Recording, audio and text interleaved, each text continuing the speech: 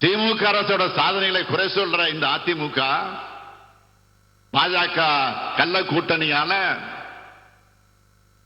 அவங்க ஆட்சியில செஞ்ச சாதனை மக்களுக்கு நிறைவேற்றின திட்டம் எதையும் சொல்றதுக்கு தகுதி இல்லாம அவதூறு குதிரையில் அரசியல் பயணம் செய்யறாங்க. ஆனா திமுகவை பொறுத்த வரைக்கும் சட்டமன்ற தேர்தலாக இருந்தாலும் நாடாளுமன்ற தேர்தலாக இருந்தாலும் தேர்தல் அறிக்கையில சொல்றத செய்கிற கட்சி. சென்மாட் வரியை நீக்குவோம் வாக்குறுதி தந்தோம், நீக்கி காட்டணும். புடா சட்டத்தை ரத்து பண்ணுவோம் சொன்னோம், ரத்து செஞ்சோம். அது மட்டுமல்ல, இந்த வட்டாரத்து விவசாய பெருமக்களுடைய நீண்டகால கோரிக்கைகளாக இருந்த முக்கியமான பிரச்சனைகளை திமுக அரசு தீர்த்து வச்சிருக்குதுன்னு பெருமையோடு சொல்ல முடியும்.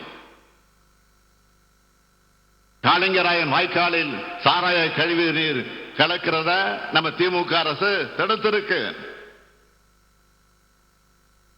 காளிங்கராயன் என்ற கொங்கு நாட்டு தலைவரான 13ஆம் நூற்றாண்டு கால கட்டப்பட்டதுதான் காளிங்கராயன்.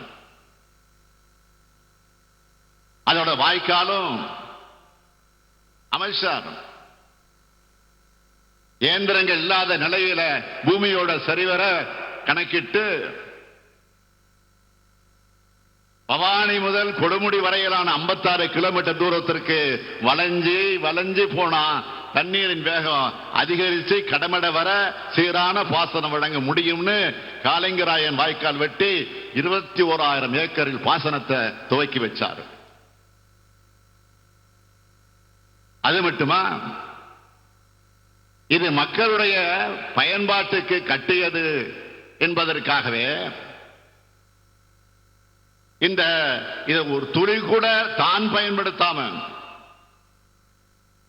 வேறொரு பகுதிக்கு போய் குடியேறிய மாபெரும் தலைவர் தான் காளிங்கராயர் அவர்கள். இன்று வரை லட்சக்கணக்கான மக்களுக்கு காளிங்கராயன் தண்ணீர் பயன்பட்டு வருது. காலப்போக்கில் சாயப்பட்டவைகள் தோல் ஆலைகளால் இந்த வாய்க்காலால் நீர் அழுக்கானது. இதனால உழவர் பெருமக்கள் கவலை அடைஞ்சாங்க. இந்த பிரச்சனை பற்றி உச்ச நீதிமன்றத்தில் வழக்கு தொடரப்பட்டு சாய தோல் ஆலைகள் பெருந்துறை சிப்காட் தொழில் வளாகத்துக்கு மாற்றப்பட்டது.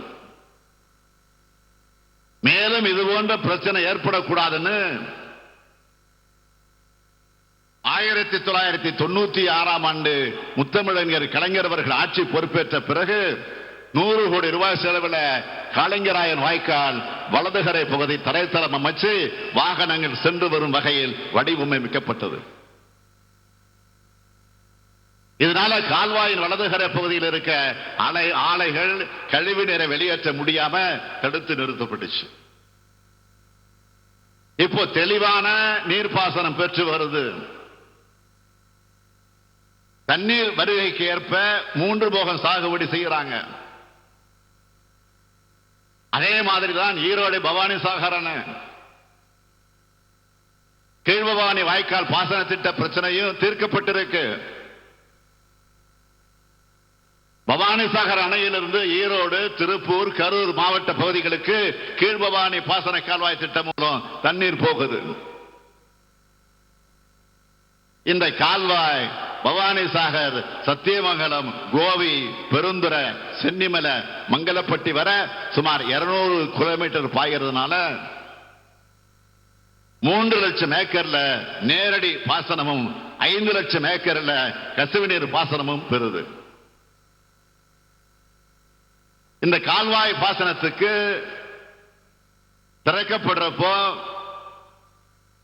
200வது கிலோமீட்டர் இருக்கக்கூடிய கடமடை பகுதியான மங்கலப்பட்டிக்கு தண்ணீர் வந்து சேருதுன்னு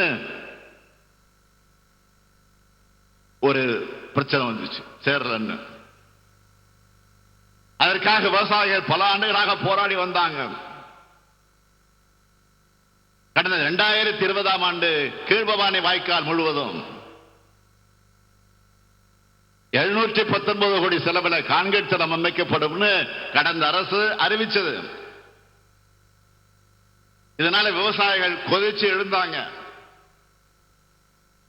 கடைமடை புகதைக்கு தண்ணீர் வரலன்னு கேட்டதுக்கு கால்வாய் முழுவதும் கான்கிரீட் போட்டா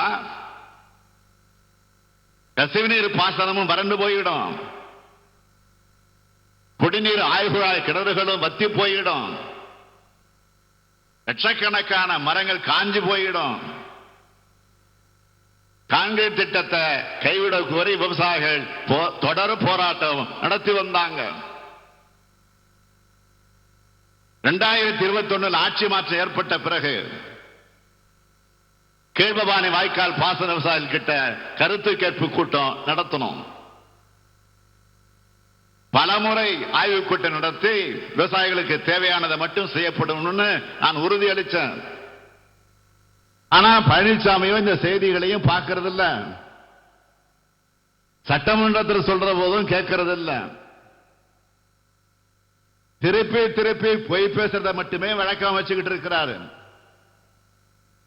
இவர் என்ன நினைக்கிறார்னா, இப்படி பொய் பேசுற அவரை ஏமாத்துற எண்ணத்தோடு மக்கள் மறந்துடுவாங்கன்னு நினைக்கிறாரு. அதிமுக தேர்தல் அறிக்கையில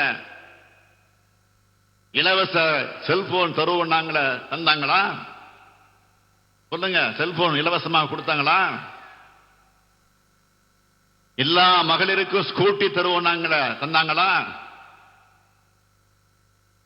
அம்மா வங்கி அட்டை தரப்படும் சொன்னாங்களே, யாருக்காவது கொடுத்தாங்களா? பட்டு ஜவுளி பூங்கா உருவாக்குவோம்னு சொன்னாங்களே, உருவாக்கினாங்களா? இதெல்லாம் ட்ரெய்லர் தான், மொத்தமா சொல்ல நேரம் பத்தாது. இதே மாதிரி பாஜக சொன்னதும் செஞ்சாங்களா? கருப்பு பணத்தை மீட்கல, யாருக்கும் 15 லட்சம் ரூபாய் பணம் கொடுக்கல, ஆண்டுக்கு 2 கோடி பேருக்கு வேலை வாய்ப்பு நாங்களே, அதுவும் கிடையாது. மொத்தத்தில் ஊழலற்ற ஆட்சியும் ஒன்றியத்தில் கொடுக்கல. அதுக்கு இமாலய எடுத்துக்காட்டுதான் உலக அளவில் இந்திய ஜனநாயகத்தை அழிக்க முடியாத அவமானத்தை ஏற்படுத்தி இருக்கக்கூடிய தேர்தல் பத்திர ஊழல். அது மட்டுமா, சிஏஜி அறிக்கையில் வந்துச்சு, 7 லட்சம் கோடி ரூபாய்க்கு முறைகேடு நடந்திருக்கிறதாக சிஏஜி அறிக்கை தெளிவாக ஆதாரத்தோடு வெளியிட்டுச்ச. அதை பத்தி ஒன்றிய அரசு வாயை திறக்கலையே. தேர்தல் பத்திர மாதிரியே இன்னொரு நிதியும் வசூல் பண்ணியிருக்காரு.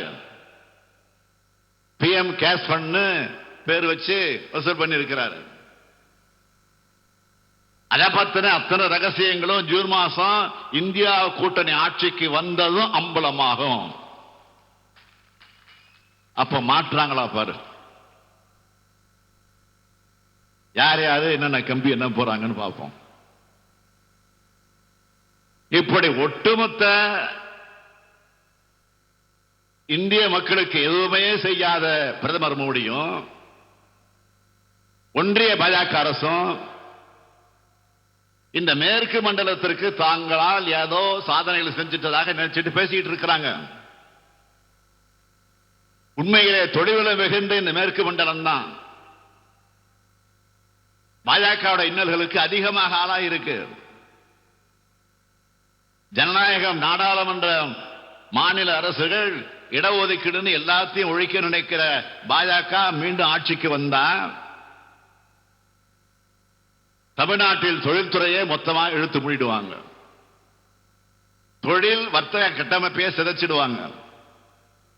அவருக்கு நெருக்கமான சிலர் மட்டுமே தொழில் வர்த்தகம் செய்ய முடியும் என்ற நிலையை உருவாக்கிடுவாங்க.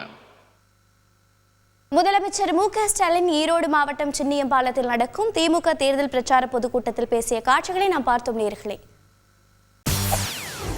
செய்திகளை உடனுக்குடன் தெரிந்து கொள்ள உடனே சப்ஸ்கிரைப் பண்ணுங்க.